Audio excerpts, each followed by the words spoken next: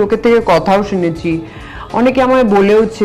Superstar Shakib খানের তুফান cinema মুক্তির পর থেকে দুষ্টু কোকিল গানটা যেমন ভাইরাল হয়েছে, ঠিক তেমনই ট্রোলের মুখেও কম পড়েনি। গানটিতে কলকাতা জনপ্রিয় অভিনেত্রী মিমি চক্রবর্তীকে এমন পোশাকে দেখানো হয়েছে যা নেটিজেনরা বাংলা সিনেমায় এমন অশ্লীল পোশাক কিছুতেই মেনে নিতে পারছে না। অনেকেই আবার অশ্লীলতার মাত্রা ছাড়িয়েছে বলে মনে করছে, আর বিষয়টি নিয়ে সেই থেকে নেটিজেনরা এমনভাবে সমালোচনা করছে যার জন্য মিমি চক্রবর্তীকে বিরক্তিকর পরিস্থিতির মধ্যে পড়তে হচ্ছে।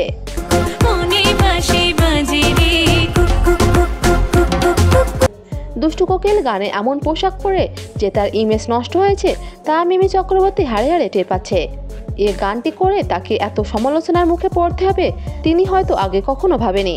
তাই এবার বাধ্য হয়ে মিমি চক্রবর্তী দর্শকদের উদ্দেশ্যে একটি অনুরোধ করে তিনি বলেন, আমি আর সহ্য করতে পারছি না।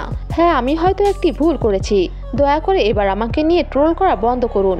বাংলাদেশের মানুষ যে এতটা নেগেটিভলি নিবে আমি কল্পনাও করিনি। তো ভিউয়ার, মিমি চক্রবর্তীর অনুরোধে কি দর্শকরা সাড়া দিবে? কি মনে হয় আপনাদের? মতামত জানিয়ে দিন কমেন্ট বক্সে।